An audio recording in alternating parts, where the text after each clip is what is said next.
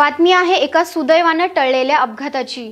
कोल्हापूर डेपोची शिवशाही बस क्रमांक MH09EM 1876 ही गाडी नाशिकवरून पुण्याच्या दिशेने जात असताना मागील चाकाचे काही नटबोल्ट निखळल्याचं दुचाकीस्वार आलोक जंगम यांनी नारायणगाव परिसरात पाहिलं। कुठलीही पर्वा न करता त्यांनी या गाडीचा पाठलाग सुरू केला। या रस्त्यावर कायमची वाहतूक गर्दी असल्यामुळे त्यांना खूप कसरतही करावी लागली, पण त्यांनी हार न मानता कळंब गावाजवळील एकलहरे गावच्या हद्दीत इरफान इनामदार यांच्या मदतीनं या गाडीला ओव्हरटेक करून गाडी थांबवली व सदर बाब ड्रायव्हरच्या निदर्शनास आणल्यामुळे पुढील खूप मोठी दुर्घटना टळली। गाडीमध्ये असणाऱ्या 17 प्रवाशांच्या बाबतीत जंगम हे मात्र जणू काही देवदूतच ठरले।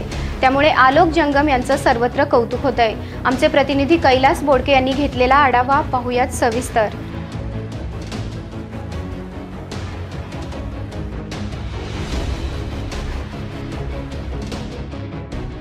21 तारखेला मी पायी दिंडीतून त्र्यंबकेश्वरला गेलो। रात्री मुक्कामी नाशिकला आलो, पाहुण्यांच्याकडे थांबलो आणि सकाळी शिवशाहीनं निघालो। आज काय प्रकार घडला बाबा? आज ते टायर इथे गाडीचे 10 पैकी 6 नटं निघून पडली आणि 4च फक्त राहिली होती, ते बी बाहेर आल्यात। थोडक्यामध्ये गाडी बचावली व ड्रायव्हरच्या सतर्कतेमुळे। ड्रायव्हरच्या लक्षात कोणी आणून दिला प्रकार? ड्रायव्हरच्या अपघात लक्षात पाठीमागून एक 4 व्हीलर गाडी येत होती, त्यांनी आणून दिलं। नमस्कार, मी आलोक जंगम।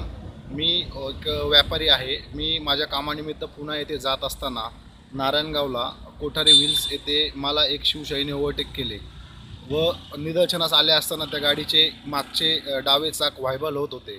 नेमके कळंब येथे स्पीड ब्रेकरपाशी त्या गाडीचे मागच्या चाकाचे 7 नट माझ्यासमोर निखळून पडले व मी गाडी अडवण्याचा खूप प्रयत्न केला असता एकलहरे येथे मी ती गाडी ओव्हरटेक करून अडवली व त्या ड्रायव्हरची ही बाब निदर्शनास आणून दिली। या बसमध्ये किती प्रवासी होते? या बसमध्ये 17 प्रवासी आणि 2 वाहक चालक असे 19-20 जण होते।